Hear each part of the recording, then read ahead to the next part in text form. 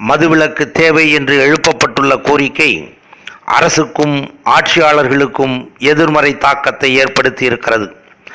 சசி பெருமாள் என்கிற காந்தியவாதியின் மரணத்தின் மூலம் மறுசீரமைக்கப்பட்ட கோரிக்கை குரல் ஆட்சி பொறுப்பை ஏற்றிருக்கும் கட்சியினருக்கும் அரியணை நாற்காலியில் வீற்றிருப்போரின் காதுகளுக்கும் கேட்கவில்லை. காலப்போக்கில் காந்தியையே மறந்து போன இந்த தேசத்தில் காந்தியவாதியின் குரலாக கேட்கப் போகிறது. ஆனாலும் கூட தமிழ்நாட்டில் எதிர்வரிசையில் இருந்த அத்தனை எதிர்க்கட்சிகளுக்கும் இந்த கோரிக்கை குரல் நன்றாகவே கேட்டது. நாட்டின் மூலை முடுக்குகளிலெல்லாம் எழுச்சி ஏற்பட்டது. போராட்டங்கள் தொடர்ந்தன. சாராய பாட்டில்களுக்கு போலீஸ் பாதுகாப்பு போடப்பட்டது. ஆனால் மதுவை எதிர்ப்பவர்களுக்கு குற்றவாளிகளாக கருதப்பட்டு அவர்களுக்காக சிறைச்சாலையின் கதவுகள் திறக்கப்பட்டது. மது பாட்டில்கள் தலை நிமிர்ந்தும் ஜனநாயகம் தலைகுனிந்தும் இருந்த கருப்பு நிகழ்வு இது.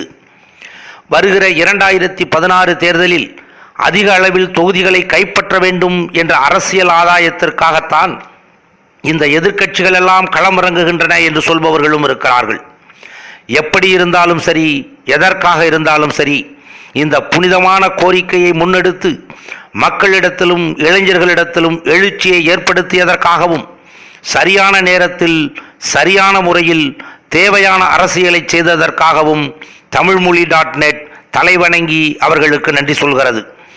27% மக்களின் எசென்ஷியல் கமாடிட்டி எனப்படும் அவசிய தேவையாகிவிட்ட இந்த மது பழக்கம்தான் நமது தமிழக அரசுக்கு சுமார் 31% வருவாயை தருகிறது என்பது நமக்கு தலைகுனிவை தரக்கூடிய கசப்பான உண்மை. உடனடியான பூரண மதுவிலக்கு என்பது சாத்தியமல்ல என்று வேர்ல்டு ஹெல்த் ஆர்கனைசேஷன் சொல்வதை அரசாங்கம் சுட்டிக்காட்டுகிறது. ஆனால் அதே உலக சுகாதார நிறுவனம் சொல்கிற மாற்று வழிகளை நடைமுறைப்படுத்த அரசாங்கம் முன்வர வேண்டும்.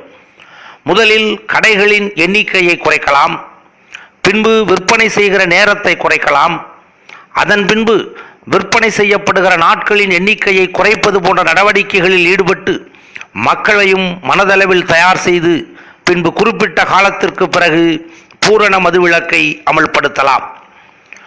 ஒருவேளை மதுவிலக்கு அமல்படுத்தப்பட்டால் கள்ளச்சாராயம் காய்ச்சப்படுகிற நிலை வரும். அதனால் பலரின் உயிர் போகும். அதன் மூலம் சட்டம் ஒழுங்கு கெட்டுப்போகிற சூழல் வரும் என்றெல்லாம் ஆட்சி நிர்வாகத்தை கையில் வைத்திருக்கிற அரசாங்கம் சொல்லுமேயானால் அது ஏற்புடையது அல்ல. நமது தமிழ்நாட்டு காவல்துறையின் கரங்களை கட்டி போடாமல் சுதந்திரமாக செயல்பட விட்டாலே போதும். ஒரு துளி கள்ளச்சாராயம் கூட தமிழ்நாட்டில் காய்ச்சப்படாத நிலையையும் சட்டம் ஒழுங்கு பராமரிப்பையும் அவர்களே பாதுகாத்துக் கொள்வார்கள்.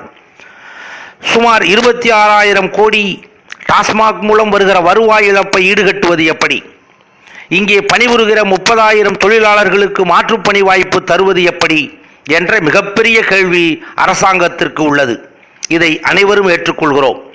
இதற்கு மாற்று வழிகளை சொல்வதற்கு பல வல்லுநர்களும் கட்சிகளும் தயாராகவே இருக்கிறார்கள். மக்களுக்கு பயன் தரும் நல்ல கருத்துக்களை எவர் சொன்னாலும் எந்த கட்சி எடுத்துரைத்தாலும் ஏற்றுக்கொள்வது என்பது அரசுக்கும் ஆட்சியினருக்கும் மக்கள் மத்தியில் மதிப்பையும் மரியாதையையும் ஏற்படுத்தி தருமே தவிர ஒருபோதும் இழிவாக கருதப்பட மாட்டாது.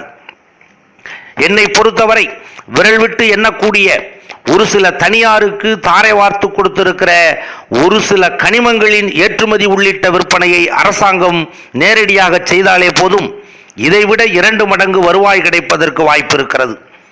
குடிப்பவர்களுக்கு மது விற்பனை செய்து மதுவுக்கு அடிமையாக வைத்திருப்பதும், மது அருந்தாத மக்களுக்கு இலவசங்களை கொடுத்து இலவசங்களுக்கு அடிமைகளாக வைத்திருப்பதும் எந்த சூழ்நிலையிலும் ஏற்புடையது அல்ல. மதுப்பழக்கம் என்பது 1000 ஆண்டுகளுக்கு முன்பிருந்தே இருக்கிறது என்பது உண்மைதான். ஆனால் குடிப்பவர்களின் எண்ணிக்கை பெருமளவு அதிகரித்திருப்பது சமீப காலங்களில்தான். தெருவுக்கு தெரு கடைகளை திறந்து அரசாங்கமே மது விற்பது வெட்கக்கேடு. பயந்து குடித்தவர்கள் எல்லாம் இப்பொழுது நெஞ்சு நிமிர்த்தி டாஸ்மாக் செல்கிறார்கள். குடிப்பதற்காக டாஸ்மாக் சென்று தனது கணவன் கொடுக்கிற காசுதான் ஆட்சியாளர்கள் கொடுக்கிற இலவசங்களாக நமது வீட்டிற்குள் நுழைகிறது. பொட்டிழந்த பெண்களின் கைகளிலே பூக்களை இலவசமாக கொடுத்து என்ன பயன்? முதலெழுத்தை தந்த தகப்பனும் கணவனும் குடியினால் மாண்டதால் தடுமாறி போன குடும்பத்தின் தலையெழுத்தை எந்த இலவசம்தான் ஈடு செய்ய முடியும்? இன்றைய தலைமுறையின் வாழ்க்கை இருளில் மூழ்கடித்து விட்ட பிறகு இந்த அரசாங்கம் தருகிற இலவச மின்சாரம் எவருக்கு பயன்பட போகிறது? 1947க்கு முன்பு வெள்ளைக்காரர்களுக்கு அடிமை சாசனம் எழுதி கொடுத்து விட்டு அடிமைகளாக இருந்தோம். இப்பொழுது மதுபான ஆலைகளுக்கு மரண சாசனம் எழுதி கொடுத்து விட்டு அடிமைகளாக இருக்கிறோம். அடிமைகளாக இருப்பதில் கூட அப்படி என்னதான் ஆனந்தமோ! சட்டம் போட்டு தடுக்கிற கூட்டம் தடுத்து கொண்டே இருக்கிறது.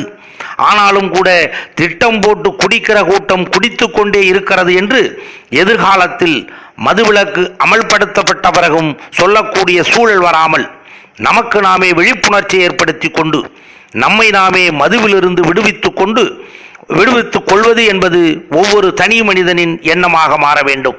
அதே நேரம் அரசாங்கமும் மதுவிலக்கை படிப்படியாக அமுல்படுத்துவதற்கு தயாராக வேண்டும்.